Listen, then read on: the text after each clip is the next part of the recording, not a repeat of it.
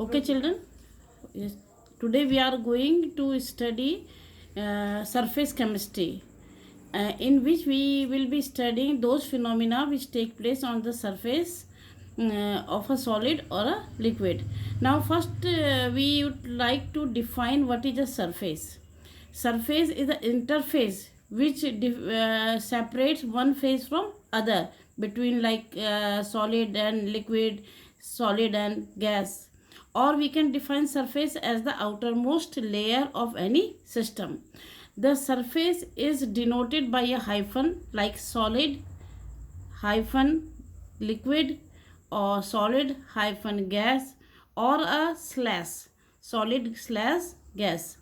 Now, the phenomena which generally take place on the surface are corrosion, which you might have seen, that reaction taking place on the surface of metal articles.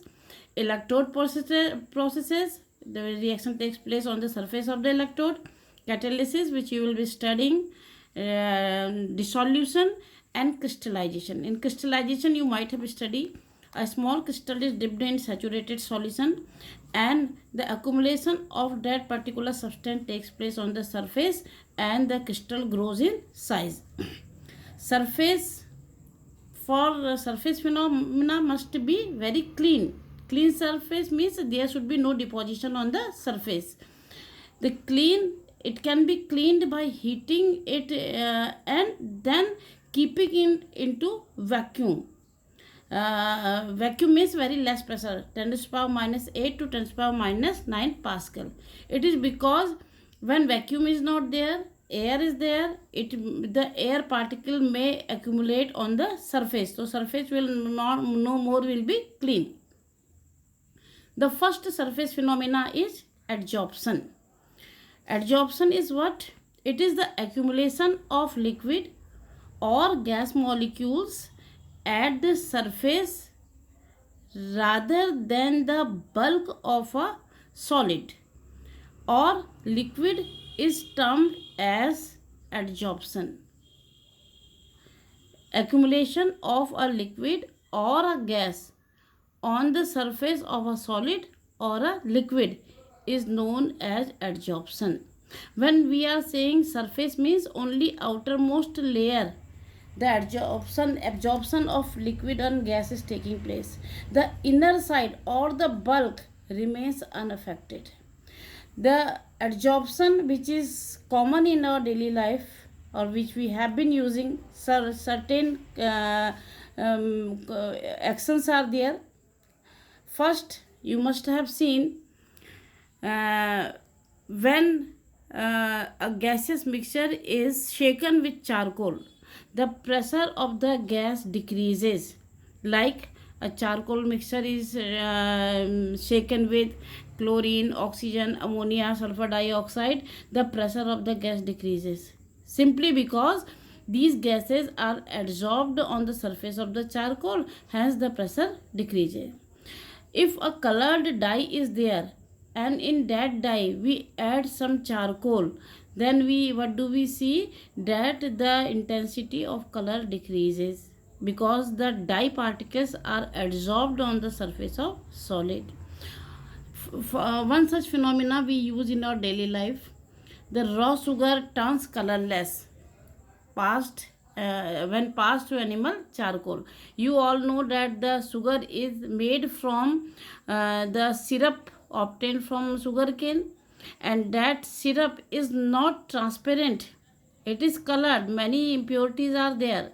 So while the sugar we use is crystalline colorless solid, so how does it become colorless? That sugar syrup is passed through a bed of animal charcoals. The animal charcoal absorbs all the colored material, colored impurities from the syrup, and leaves behind a colorless solution, which is then crystallized to sugar. The air becomes dry in presence of silica gel, because silica gel adsorbs the moisture on its surface. So these were the phenomena which are generally occurring commonly in our daily life, in our surrounding. Now some terms are there related to adsorption. The first is desorption. Adsorption is not a non-reversible process. It is a reversible process. When a liquid or a gas is adsorbed on the solid surface, the already adsorbed liquid or gas starts leaving the surface.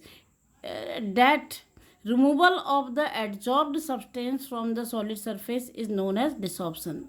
We can say that adsorption and desorption, they are reversible and occur simultaneously. Adsorbent is that substance which is providing surface for adsorption to occur. Generally it is solid or sometimes it is liquid. A surface or a substance on whose surface the phenomena is taking place. Adsorbate is that liquid or gas which is being adsorbed on the surface of the solid. Adsorption versus absorption, they sound similar. These two words, adsorption and absorption, they sound similar, and there is a small difference between the two. Adsorption occurs only on the surface. The liquid or gas is adsorbed only on the outermost layer, while absorption takes place in the whole bulk.